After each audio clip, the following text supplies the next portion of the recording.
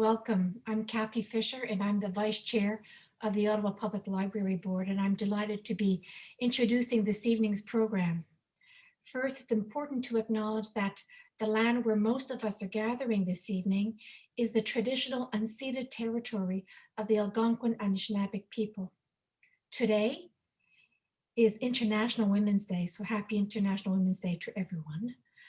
Ottawa Public Library is delighted to be partnering with the Ottawa International Writers Festival on 3 author events this month. Meeting these authors and discussing their books is a brilliant way to highlight this key day of awareness raising, of celebration, and of recognition that there is much more to be done to achieve equality and justice for women and girls around the world and in our own communities. This year, for International Women's Day, the library is highlighting women and their outstanding achievements during the pandemic with our theme, Sheroes. You can see these books on the Ottawa Public Library website to find out more about the Library Sheroes panel on March 24th, and for details on 2 more inspiring author events in league with the Writers Festival, up soon in honor of International Women's Day. Here this evening, we are so pleased to have with us Koa Beck, who will discuss her recent book, White Feminism. In her book, Koa explores how our society has commodified feminism and continues to systematically shut our women of color.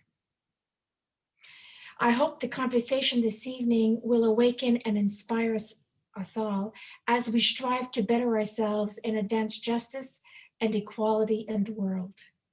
White Feminism is available at the Ottawa Public Library. It's now my pleasure to hand over to the artistic director of the Ottawa International Writers Festival, Sean Wilson. Thank you and have a great evening.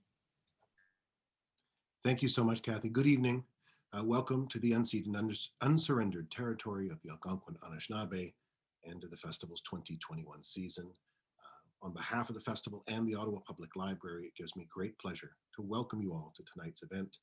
As always, I want to thank you for supporting authors and booksellers through these difficult times. Our official bookseller is Perfect Books on Elgin Street, and I know that wherever you are right now, there's an independent bookseller nearby who would be more than happy to sell you some great books.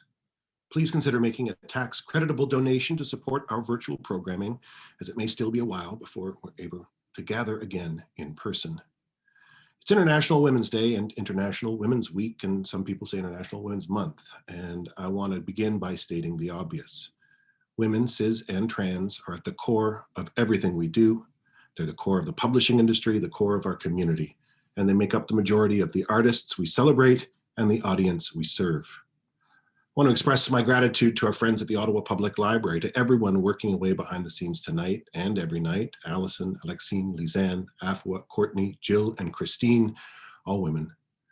I also want to thank Kira Harris and Leslie Wilson, who do the heavy lifting here at the festival and whose work animates everything we do, and to thank our very first board member, Taya Yateman, who co-founded the festival and served as our board chair for over a decade, and to thank our current chair, the invaluable and indomitable Hattie Klotz. Now, let's turn it over to our host, Judy Trin, who will introduce us to Koa Beck and her book, White Feminism. Judy may be Ottawa-based, but she serves the entire country thanks to her amazing work on CBC's The Fifth Estate, and we're lucky to have her lead the conversation this evening. Let's give a warm virtual welcome to our host, Judy Trin.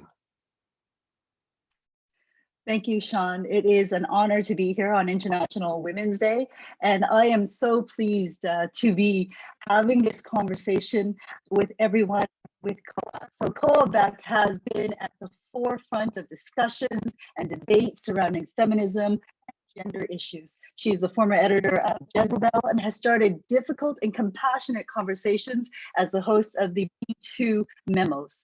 She's been the executive editor of Vogue and senior features editor at Mary Claire. And now with her new book, oops, can you see it? With her new book, she is asking us to have difficult conversations again. forcing a reckoning on feminism by refusing to allow us to bask in any victory that leaves behind marginalized women, the gender fluid, and women of color. Welcome, Koa. Thank you. Thank you so much for having me. And thank you specifically to the Ottawa Public Library and the Writers Fest for this very illustrious invitation. And thank you so much to the team for facilitating our ability to be able to speak, especially right now. Koa, I want to start with asking you about the moment you saw the light. You were working for Vogue, Marie Claire, these magazines and publications that define womanhood for so many. Well, at what point did you start feeling uncomfortable and realize that you do not like this definition? Much earlier than when I got to Vogue, to be honest. I get into this in the book, with more specific anecdotes from my life, but I went to a private women's college in Northern California that definitely identified as a feminist institution, taught, various feminist ideologies, and also considered itself to be a very gender literate place. It's still there today, Mills College, it's in Oakland, California. And I feel like in a lot of ways, moving through that private college that, was imbuing so many students, specifically like women and gender variant people, with an understanding of feminism and gender inequality. I was always aware of, white feminism being in the room. And I feel like even from the time I was like 18, 19, and then, through my professional career, through a lot of these newsrooms, it was a very intuitive and at times like sensorial feeling of, you're having a conversation either with friends in a dorm room or, in a panel discussion about systematic inequality. And then depending on who's in the room with you and their ideology, that starts to tip very cleanly towards solely understanding feminism through white collar leadership positions, through corporate ascension. And then all of a sudden we're not, talking about, say, like domestic workers or like low income women or, women who are queer, women who are trans, for instance, healthcare, food security, access to clean water, these types of things. So I would say that my intuitive sense of white feminism greatly predates my professional career. Having said that, I was put more directly in front of it, I feel like, as an ideology and as an approach when I was navigating through these newsrooms. Did you feel conflicted at all working through these newsrooms, which were very white centric when they were talking about issues concerning gender?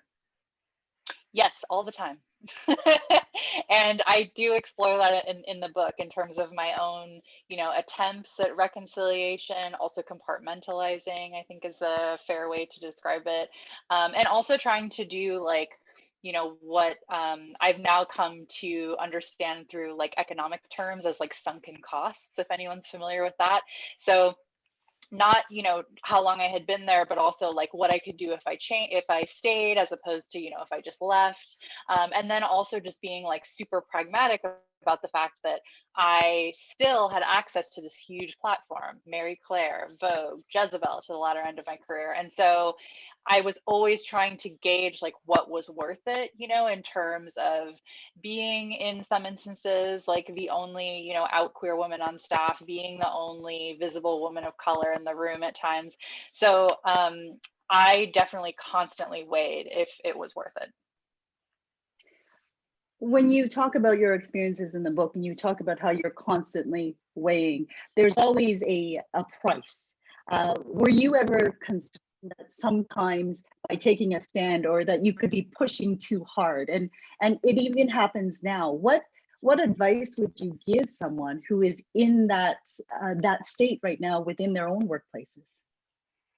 I would strongly advise working with a union. I had towards the earlier part of my career, especially as I got more senior and was managing more people, and at least, in some ways had more responsibility, a little bit more control. When I would be confronted with, mandates to do certain things or execute coverage in a certain way, earlier in my career, I would just kind of like puff myself up real big, in terms of like, well, I'm not going to do that. Like, I think it's, really unfair to ask the staff to work that long, without additional pay. I don't think, we should necessarily mandate that this new mother be like back in the office, the 13th week exactly after delivering. And I look back on that and I see that, while, very well intentioned, that is in a lot of ways like a white feminist interpretation of saying like, well, I'm the individual and I am the most senior person and I refuse to do that.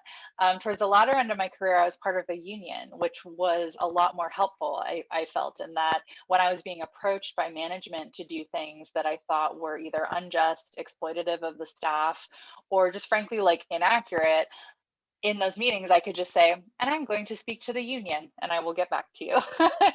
So any places where you can work, with a collective of other people, whether it's like a policy group that you can put together within your workplace or, a more formalized union, it's a very real thing, I think, to be afraid of, because especially in a lot of these like highly corporate settings, even in small business settings, there's all these like coded ways we have to describe people who will not go along with the status quo, like not a team player, doesn't work well with others. And a lot of times I feel like in my own career, those words have been used to describe individuals who did go up against institutional power and who didn't think that that policy was pragmatic and who refused to, keep working with somebody who was known to be a sexual predator. So I think that any place where you can increase your numbers in opposition is a good place to start. It's very interesting in that the premise of your book, that white feminism is so individualistic. It's about, a lot of it is centered on private gain. And I mentioned in a tweet earlier this week in which I said, it started a debate with my teenage daughter. And the fact that Taylor Swift and Beyonce were in the book along with Nicki Minaj helped. But one of the things that she when she looked at the title without even picking it up, she said, why are we doing this? Isn't this book divisive? Why do we have to cut each other down? Should we, by criticizing, are we not preventing progress as a whole? How would you answer my daughter? I would answer your daughter by saying that I addressed those in the book. Stop being divisive is something that I've been told a lot in my career, specifically when I have brought up differences on class or sexual orientation or race. I think that the stop being divisive mandate, I say this in the book, but that is the big red flag, I think, of white feminism and of white feminist ideologies and practices, in that, somebody in the room is saying, women like this, fill in the blank, have an experience like this, and then the mandate is to stop being divisive. The reason you said that is to essentially divest from that singular homogenous interpretation of feminism. And yet you're being told that you are being divisive by bringing up realities and circumstances that white feminism does not account for.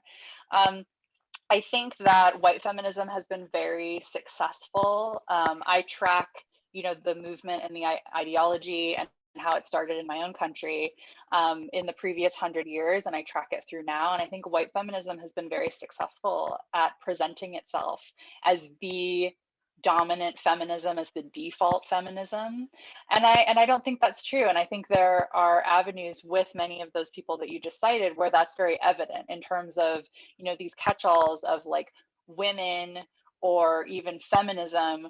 We're really only talking about a certain type of woman. We're talking about a woman who is middle class, who is able-bodied, who is thin, who is young, and she's middle class. Or on the other hand, she aspires to be all of these things, and therefore she is seen in the movement. And if, to your daughter's point, if you're not Taylor Swift, if you're not Beyonce, if you're, not Nicki Minaj, if you're you know, as I said earlier, a domestic worker, for instance, who just like wants to make a decent wage, white feminism doesn't see you. When we talk about the selling of white feminism, why has it been so, I guess, such an easy sell and such an elixir for people? I think that's because, you know, whether we're talking about now or 100 years ago, white feminism's signature as an ideology and a practice is that it does not take on structural critique. So a parallel between the white feminism of now and say like what the middle to upper class white suffragists were advocating for is often this very individualized skill set by which you can overcome patriarchy or discrimination.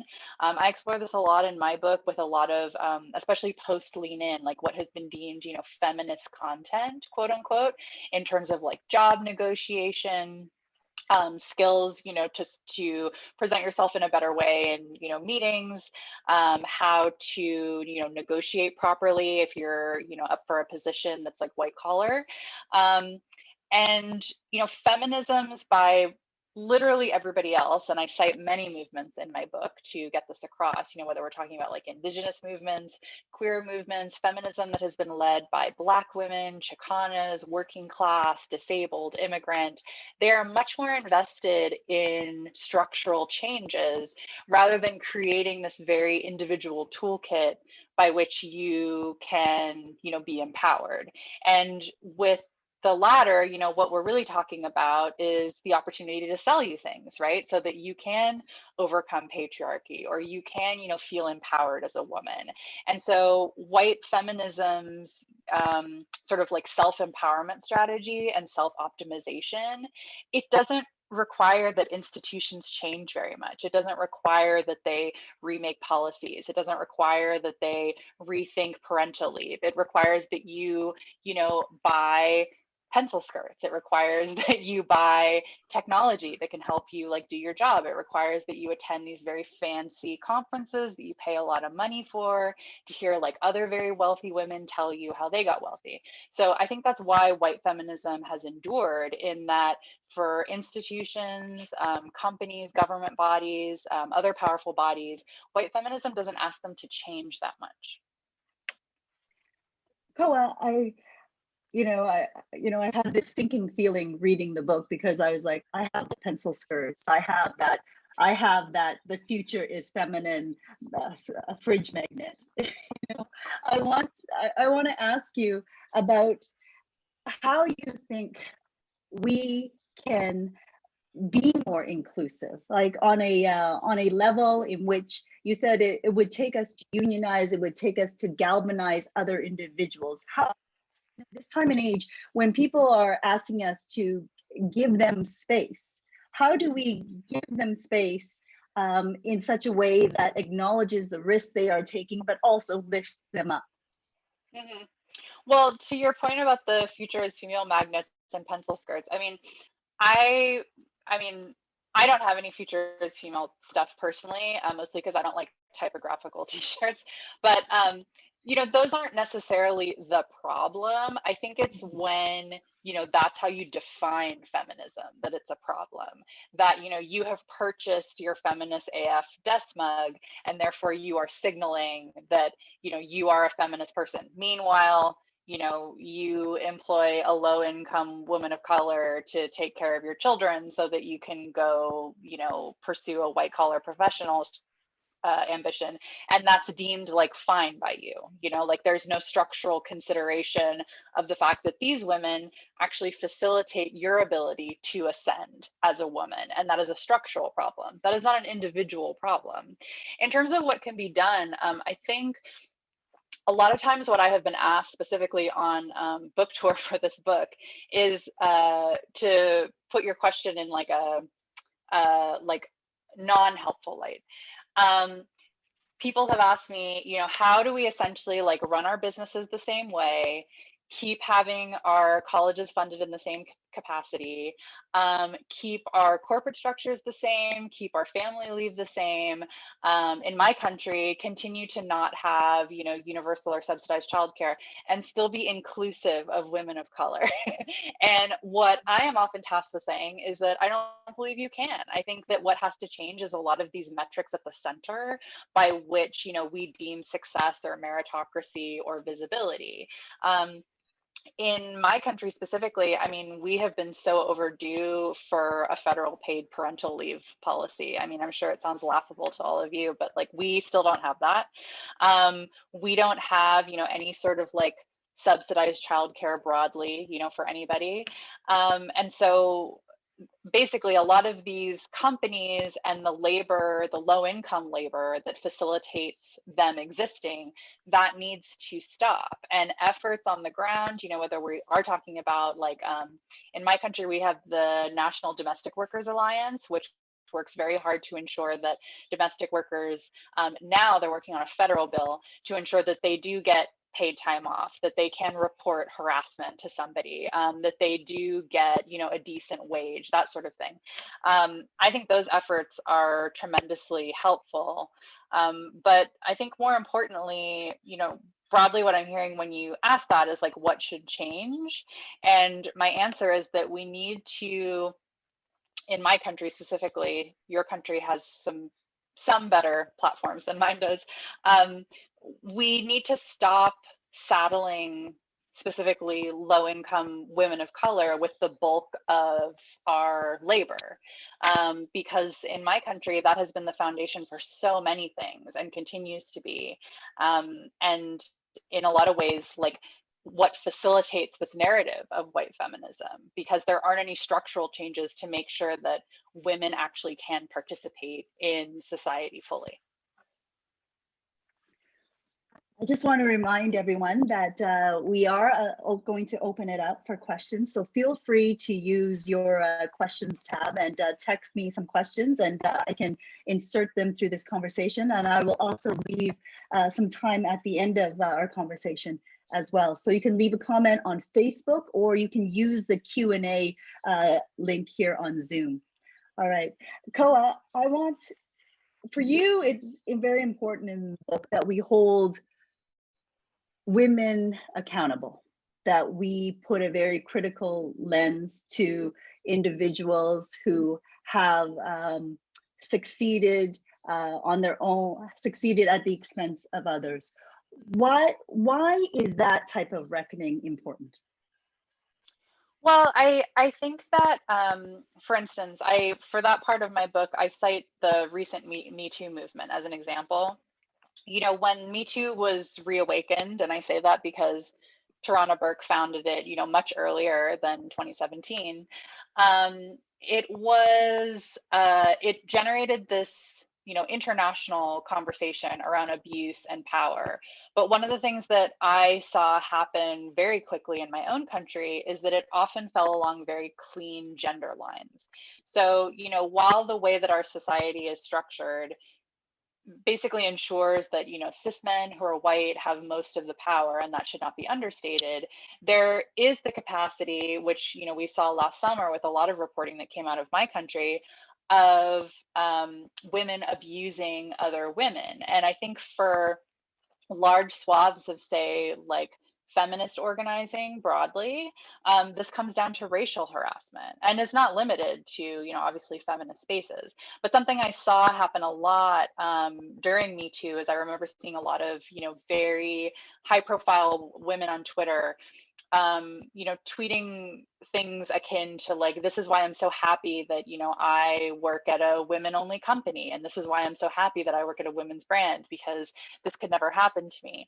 And yet, I think that really obscures and invisibilizes the fact that many women of color are racially harassed, and they're harassed by other women in spaces that are deemed feminist, in spaces that are deemed women friendly. They're body shamed. They might be sexually harassed in some capacity. They're definitely mocked for very ableist reasons. There are critiques about their body. And so I feel like when we narrow our understandings of abuse solely around gender, we have the capacity to leave out a lot of women who have been abused by other women, specifically by usurping the channels of power that patriarchy has set. And one of the detriments that white feminism performs is, I feel like, again, it encourages women of any standing to assume power without any sort of like critique or structural understanding of how it should change. So if you're working for a company and you get to the top of said company and then you run it in the same capacity as like the proverbial Harvey Weinstein did 5 years before, if you're still relying on low-income freelancers, if you're still manipulating people, if you're still coercing people, if you're still verbally abusing people, if you're still exploiting people, I don't really see how that is a feminist narrative of progress, just because you identify as a woman in the chair. So you mentioned post Lean In. So Lean In was about, let's get into leadership positions. Let's stand up. Let's raise our hands and say that we can do this. How do we, in the context that you're talking about, how do women of color, women who are gender fluid, women who care about these racialized issues, how do we get into those upper echelons where we are the decision makers and can change things? Because what it takes for us to get there is a much higher bar. Yeah, and I think that that's something that myself and many other women I've known in my career identify with, because if you do ascend, which is a very complicated process, then you're taken furthest away, honestly, from, in a lot of ways, the people who need you the most, the entry level people, the more junior people.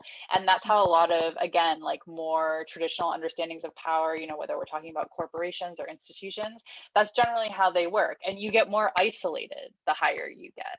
And that is a disservice in terms of making changes, because as you get higher up and you get farther away from more people, if you push too hard for certain changes, a board will simply get rid of you, or somebody will fire you for all sorts of causes, insubordination, whatever they can come up with, and then release a fancy press release. So I think the answer to that is to not think about it as to think about it as a collective. I don't necessarily think that you need to be a senior leader to impact the changes that I'm talking about in my book. I think that something very damaging that I've seen be perpetuated a lot in US media when we're talking about like visibility and representation and a lot of social justice narratives is that we give companies way too much credit, universities too much credit, organizations too much credit when they hire like one Black woman to run, a very lofty institution or department in like 2019. But also, it's a very, I find, and I explore this in the book, it's a very truncated analysis of power and how power actually works, because saddling this one Latina, this one Native woman, this one trans woman with all of our expectations for societal change is completely unrealistic, because in order to actually affect change in the institution that she is in, she is going to exist in a constellation of power. I see the same thing happening now in my own country with Kamala Harris, who, is very accomplished, but it's like Kamala Harris will not save us all. Kamala Harris needs to find common ground with other people so that she can work with them to challenge a lot of the structural flaws within our government right now. And I see the same on a micro level with a lot of companies. We should not be expecting these one single, in some ways crassly like quote unquote diversity hires to change the entire interior of an organization. That's just completely not how power works. in journalism, that's hard to do, in the sense that we like those narratives, the easy Of to course, define narratives, right? It's they much harder feel to tell good. the story about a collective, right? So in terms of that, like building the collective, right? Building those individuals who would be willing to unionize and push for change together, because it is the loudest voice is the greater number of voices, regardless of where you are at the top. How do we build those bonds across race, across that? How do we do that? By starting at basic need. So I've said this before on other talks, but I think it's a very pertinent example. Something that's happened to me a lot in my career, especially when I, was working at a lot of these outlets and was doing a lot of public speaking. Again, I was an editor in chief when Me Too was reawakened. I was at Vogue, shortly after Women's March happened for the first time in the United States. Oftentimes when I would go to these, speaking engagements or panels or conferences or what have you, the speakers would be chosen, they would select the topics for conversation, they'd pick a moderator, and then at the 11th hour, it would be like, oh, wait, we're not inclusive. And then, some, very accomplished trans woman, some very, smart and capable Native woman, some very bright, like totally accomplished Black woman would be asked at the last minute to participate in our panel, where everything else had already been decided before she was extended an invitation. And so to me, especially like seeing that happen in those pieces, it's like the agenda has already been set, right? And then we have picked like an ornamental woman of color to stick on this panel to inoculate us against claims that, this is an all white panel, or everybody's from a middle class background, or like everybody's straight. And I'm sure I've received some of those invitations too. I've been the last minute addition on a lot of things. But I think the way that you control for that is that white feminism as an ideology and a practice, it often starts at, really elite like educational opportunities and then small business and enterprise. And the reason why it starts there is because it assumes everybody has a basic standard of living, which is not true, especially when you review any sort of data about marginalized genders on our continent or like globally. Most women, non-binary people in this world, they're looking for affordable housing. They're looking for food security. They're looking for access to clean water, healthcare, criminal justice reform, like really ground level stuff. And so when we talk about like actually being intersectional in the Kimberly Crenshaw definition of the word and not like, a Twitter bio hashtag, what that often means is starting at basic need. If you start at things like food security, if you start at things like clean water, you're not necessarily at the end then going to turn around and have like only white women from middle class backgrounds who are there and then like have to stick a Latina on at the last minute. Like if you start at basic need, you do represent a diversity of voices because that's who has been disenfranchised. What you start at basic need, but the people, the politics requires politicians. It requires people in power in government to listen to us.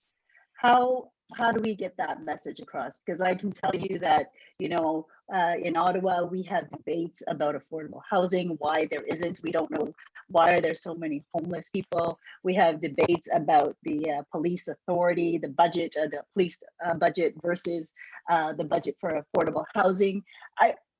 How do we get the people in power to listen to that? Because those are almost, when you talk about building this type of coalition, these are basic human needs. They're not just women's needs, right? But they are obviously of concern. But we don't get that message across, or they're not listening.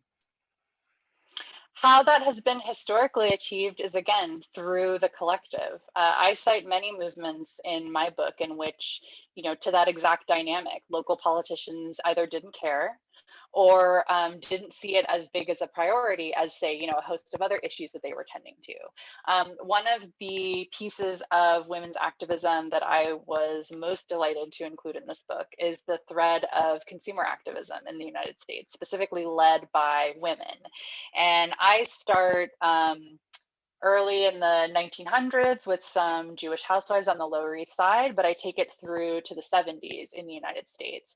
And in around like the 30s, 40s, as would happen, every couple of decades or so, the price of meat went up an exorbitant amount in certain parts of the United States. And to be clear, it didn't go up to like pay the workers more or to like increase healthcare benefits for like people who ran the slaughterhouses. It was a tax increase, and a number of prominent, or not prominent, a number of housewives around like the Michigan area we're like, this is outrageous. Like, the depression just happened. Our husbands are losing their jobs. We're responsible for upwards of 4 children and making sure that they're fed. We actually can't afford this. And yet when they went, to their local officials, they were like, sorry, this is a women's issue. It doesn't concern us. We have bigger things to worry about. And so the way that they eventually got the attention of government officials was by literally tearing out pages of the phone book, calling women in other states who also had, meat that had gone up an exorbitant amount, and told them to not buy it and told them to ban it. And I mean, I covered this through a particular summer and it extended into the next year. But if you have, 6, 7, 8 states of housewives who are not buying meat and meat is going bad, you definitely have people's attention then, mostly because consumer activism affects capitalism, and that's often one of the things that especially as I hear the term like cancel culture being kicked around a lot now. Cancel culture is a really broad thing that we've decided that we're just shoving a bunch of things under, including like harassment and like death threats. But especially coming off the research of this book, I find that, a big part of cancel culture is consumer activism. If we live in a capitalist framework where everything is a commodity and everything can be bought and money is your only power, especially if you don't have any, 8, 10, 11 states of women refusing to buy something because it's outrageous, that's how you get people's attention. And historically, that has worked. All right, so we can make change through our pocketbooks, right? Through our wallets. Yes, but you have to get a lot of other people to work with you. It can't just be you and your friends on a group chat. It has to be like the province of Ottawa. It has to be like a TikTok army, I think. Yeah. I want to go back to a little bit of what you said about Kamala Harris, that everyone is expecting so much on her shoulders. Do you, I want to take it back a little bit, to 2016 with Hillary Clinton. And now we're at Kamala Harris. Do you feel that perhaps now that there's a difference in the movement? Hillary didn't become president, but if she is it perhaps more meaningful now Kamala Harris is vice president, even though Hillary Clinton was running for president and we had these hopes for her? To make sure I'm understanding your question correctly, are you saying, is it like better that Kamala Harris is vice president? I'm wondering if you think the movement changes in the sense that whereas if Hillary Clinton was holding the mantle back in 2016, she is a white woman. So the conversation has now changed, in which we are now talking about Kamala Harris in this position of power as a woman of color as VP. Mm-hmm. And does that shift the conversation in any great way? Which conversation? The conversation that the future really is no longer about white feminism because we have Kamala Harris. I think in order to properly answer that question, we have to wait and see what Kamala advocates for and what she does. I don't think it's any secret that, and I don't say this specifically to Kamala Harris, but one of the enduring I think patterns of white feminism is that it has been exported, as an ideology to so many women. I make a point very early in my book to define white feminism as, again, a very specific approach and ideology towards achieving gender equality, but it can be supported and advocated by anyone, women of color included, queer women, like all kinds of people, men for that matter too. So I think, while I am cautiously optimistic for Kamala, I think it's responsible that I wait and see what she actually accomplishes and legislation that she supports. I will say that we haven't heard anything from her in our country yet on defund the police, and I know that's something that a lot of feminist groups and feminist organizing are waiting for her to acknowledge. So we'll see. I just want to read some comments that we've received. There is a comment from Kevin Webb, who's in Thailand, and he says that he's retired, but when working as a man who fully endorses equality, when I am vocal, my male colleagues shun me.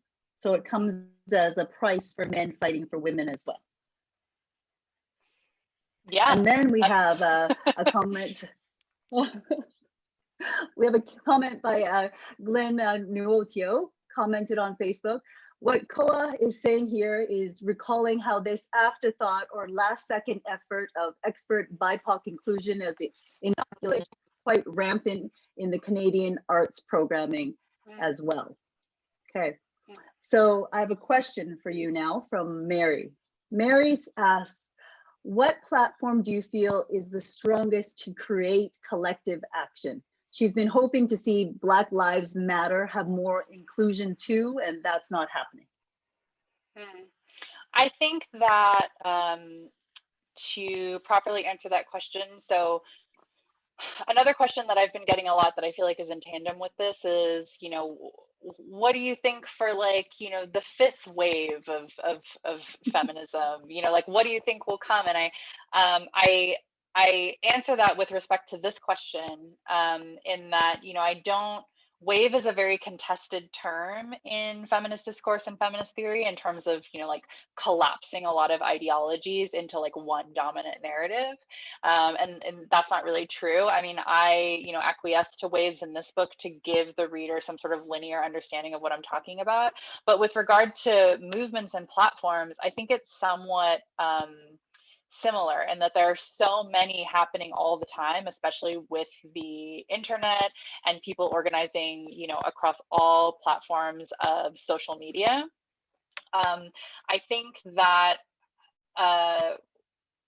there tends to be a lot of hand wringing specifically about social media, and there's been a lot of that, in my industry, and particularly how social media can operate as a branding platform for yourself, especially if you do, want to present yourself as an activist or, want to signal to other people that you have certain values. So my biggest advice to Mary, I think you said was her name, was to be more so wary of the performative dynamics that can come, with some, not necessarily these movements, because I think a lot of these movements are genuine at their core, but just how they play out in social media and who is participating, and also how a lot of legislative efforts, for instance, and certain messages are being co-opted and used to make an individual look good or to make a brand look good.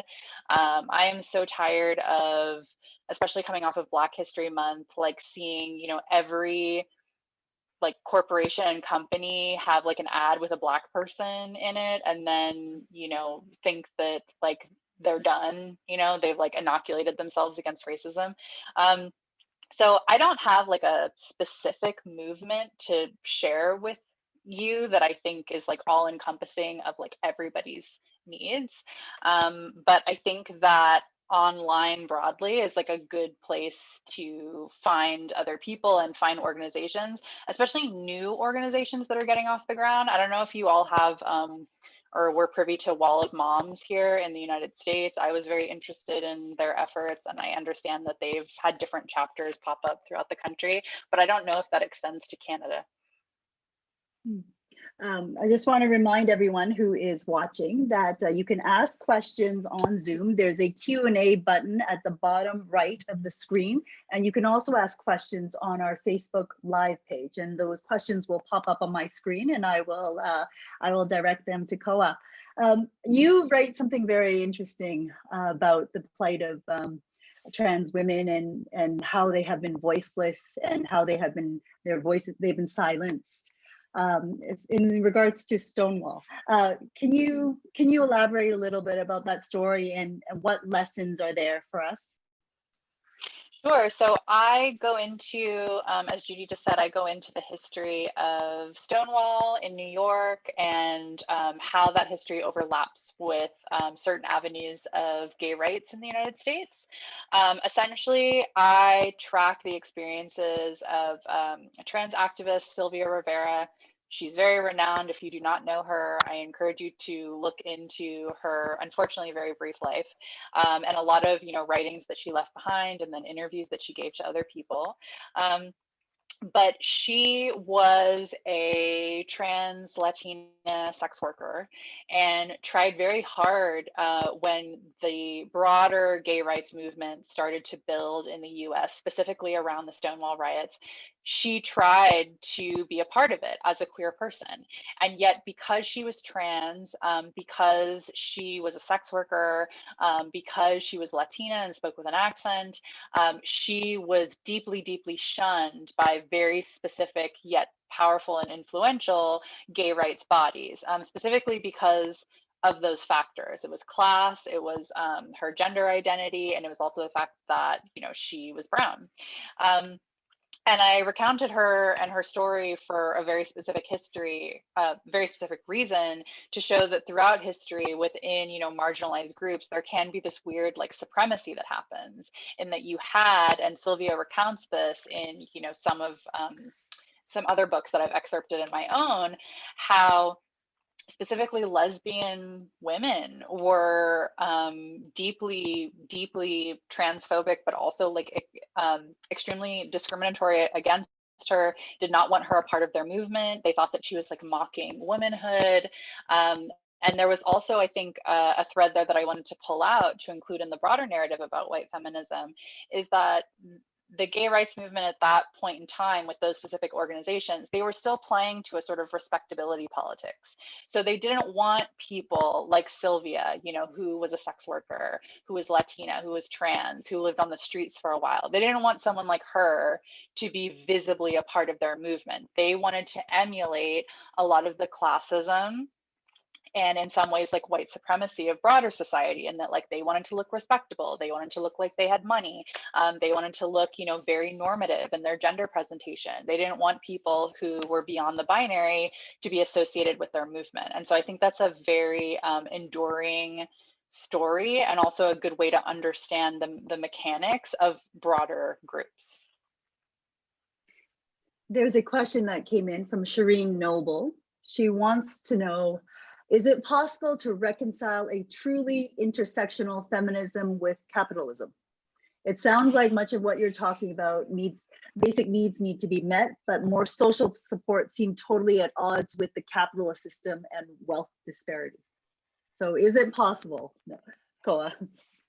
So of the many, many, many movements and feminisms, specifically by people of color, that I cite in my book, they consistently say no. They say that true liberation cannot happen under capitalism. And then I cite some other movements here and there that are not anti-capitalistic necessarily in how they identify, but they're willing to sort of work around capitalism in some respects, and they have endured, even though they don't necessarily make money. So that would be my answer. Okay. You say in your book that the future is gender fluid. It has to be. Give me an example of why women, why gender fluid individuals cannot be ignored in terms of progress, if we want to progress towards anything that is truly equal and democratic and feminist. Sure. Well, The reason I bring that, contrast in specifically with regard to the whole like future is female, tagline that was like applied to everything. And for, people who are listening, I go into the history of where that term comes from. It's actually a deeply radical lesbian sentiment that then got like sanitized. And then like Hillary Clinton said it and ended up on like tote bags and stuff. But I bring that in very intentionally to contrast with the future as female, because if we are actually talking about, liberation for so many people and having access to basic need, like Judy and I have been talking about, affordable housing, clean water, that is not a female centric future.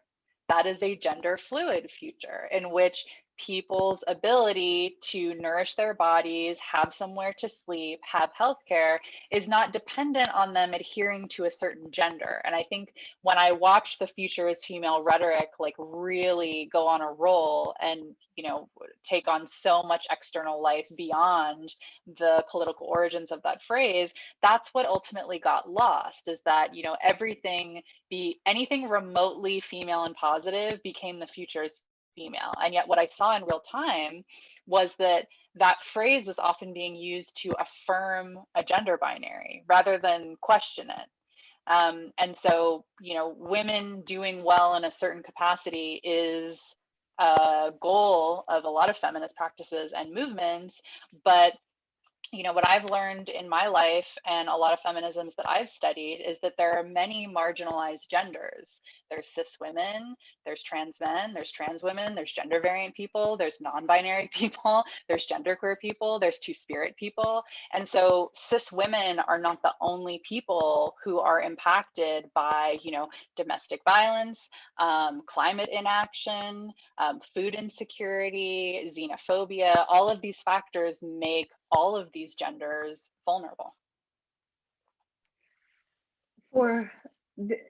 Sometimes I feel like you really want to help. You see someone that you want to help lift up, but you don't want to approach it in a way that is paternalistic. You want to empower. You don't want to necessarily just give them a hand. What is your vision of that? How does that happen in a way that is not paternalistic? That in a way that truly provides a democratic base for progress? I address this in my book in the last third, in which I lay out a plan to course correct for white feminism, in that something I've seen happen a lot, not just in a like cultural narrative, although it's there too, but even like in my own, career.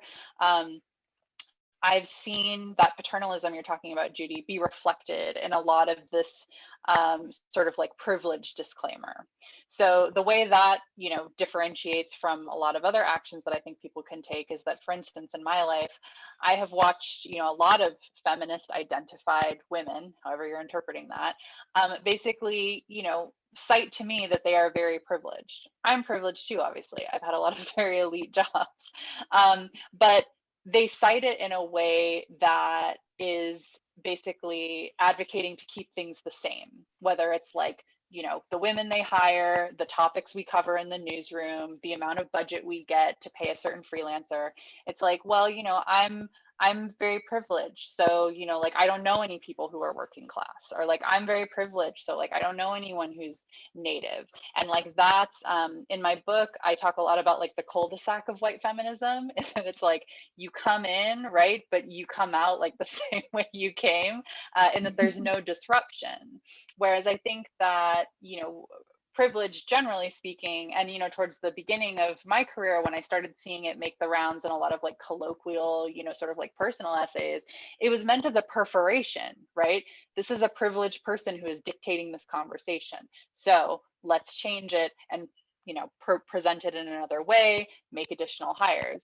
But that's not the way it's often used, and I think that parallels a lot of paternalistic arguments.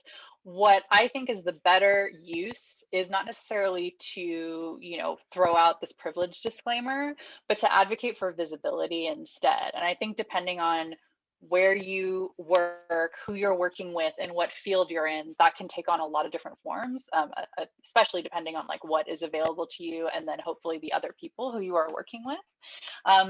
But I think where that is a very appropriate place to start is that if we're talking about, mainstream feminism, white feminism, commercialized feminism, women who are indigenous, women, who are Latina, women who are trans, like they haven't even existed in mainstream feminism. So I think unfortunately you have to start there, whether that's, specifically hiring people. I've talked a lot in my career, like changing job descriptions. If we're talking about like, white collar corporate spaces, where I've been in a lot of professional like outlets where all of a sudden there's a complaint because like an entire department is white, right? And so then like I've made a point to then strike like college education from a job description, or to cut off, especially because I have worked primarily in digital media.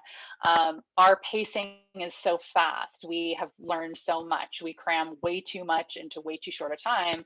So I think that like, the 6 to 8 years like experience, like I think that can be kind of arbitrary if we're talking about a digital media role. So I've changed that at times, because again, what a lot of these power holders are saying is like, how do we keep the like avenues and like parameters of this job completely the same, and yet have a diverse staff? And you can't, if you're talking about, women of color specifically being disenfranchised, not having as much experience, especially if you're talking like, single moms, right, who have maybe don't have the same amount of uh, outside the home work experience. You're going to have to change these job descriptions to include them. And that's where I feel like a lot of power holders say they want to be diverse. And then when you actually do move around the proverbial furniture to make space for other people, then you get pushback. I've definitely got it in my career where it's like, well, that, sort of like belittles the brand. And it's like, oh, okay, so having more like Black women in this newsroom belittles your brand. Jasmine has a question about childcare and its relation to white feminism. You talked about it earlier, but can you talk a little more about how important affordable childcare is, perhaps, to lifting women of color? Oh, it's completely essential. And Jasmine, I go into a lot of detail on this in my book, and I cite a lot of sources. Granted, it's very US specific. But I found while researching and reporting this book that non-white women in the United States are more likely to say that they live in quote unquote childcare deserts. So there aren't any childcare options at all.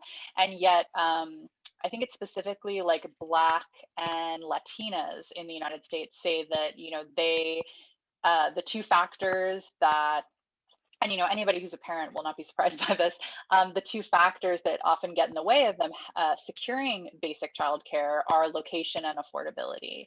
And in the United States specifically, there have been a lot of different measures about, what constitutes affordable childcare, what the average family can afford, and like, not surprisingly, especially when we're looking at like wealth disparities across class and race, families of color cannot afford childcare. It eats something like, over 45% of their median income, and that's only for one child. So I think that, what this is careening towards in my own country is that Rinku Sen, if anyone knows her, she's the, I think, one of the presidents of Women's March in the United States. She explained to me fairly recently on a different panel that she doesn't find that it's helpful to say that, childcare is expensive, which I have done at times, in my own country, because some childcare costs the same as like my college education.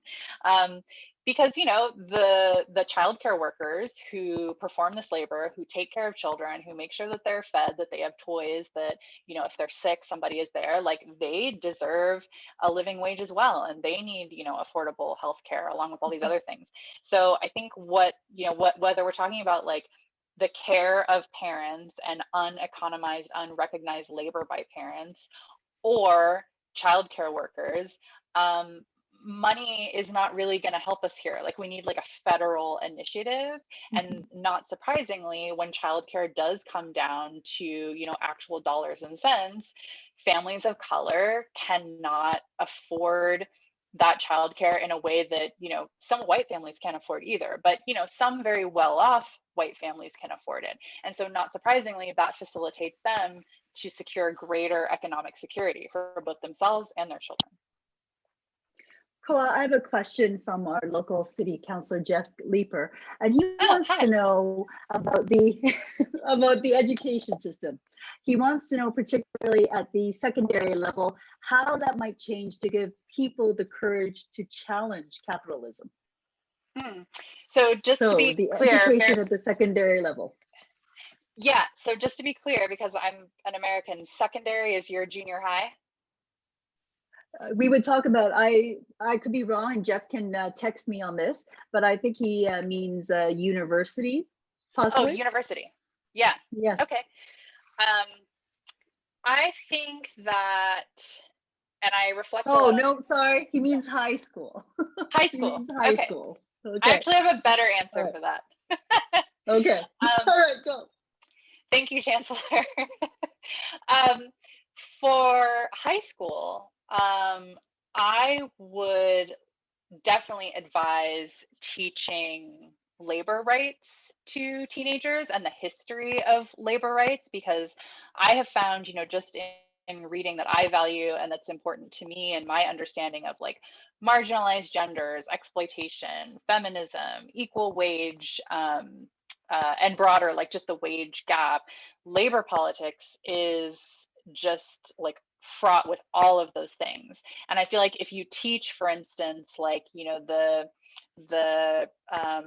Triangle Shirtwaist Fire, for instance, or like any of the sort of industrial feminist movements that I, cite in my book, these are women who worked in laundries and factories around like around suffrage in the United States, but even a little later, like through the 1920s. Many of them were immigrant women. All of them were working class, and they were definitely prey for, these broader conglomerates, huge corporations that wanted to make money off of the industrial boom by having a lot of these low wage women, specifically immigrants, doing a lot of the labor. And yet, they organized on their own in terms of like, we don't want to be cogs in a machine. Like, we're humans. We deserve bathroom breaks. We deserve to leave work at a certain time. We deserve to be paid a certain amount. And so I think the way that you can get to a lot of like anti-capitalist, like sentiment, or even just like stoking that curiosity in your students, is to teach the history of labor rights. And I think that can also be like a very inclusive approach to like broader, feminism and empowerment broadly, and that, a lot of these women worked across race. So in terms of when that philosophy will really take root and that passion for change, you think that at the high school level, that is a key age? Oh yeah, high school students resent authority. Are you kidding? I feel like it gets at dynamics that are already, very present in teenagers. But if anything, I mean, at least it, focuses it along a historical narrative, and also in terms of, social change. I think about this a lot with people who are younger than me and who are very interested in climate activism, and a lot of narratives that they've gotten about like power and, institutional protections, and also just like narratives about, everything being okay. And then, obviously it's not going to be when it comes down to climate change. But I think that it's not an accident that some of our loudest and most vocal climate change activists are teenagers. Right. Thank you very much, Koa, for this fantastic conversation this evening. You can get your local, you can get Koa's new book at White Feminism at your local bookstore, or you could also reserve a copy at the Ottawa Public Library, which is what Councillor Leeper has done. And thank you so very much once again for this fantastic conversation. Of course. Thank you for moderating, Judy. Thank you, everyone, for coming. Thank you, Chancellor, for your question.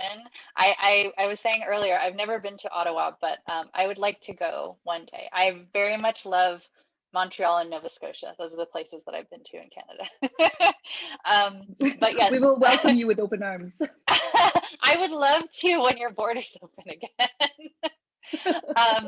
Yes, please get it from the local library if that's available to you. And thank you again, everyone, for coming, and to the Ottawa Public Library team and Writers Fest for again facilitating our ability to speak. Thank you, Koa.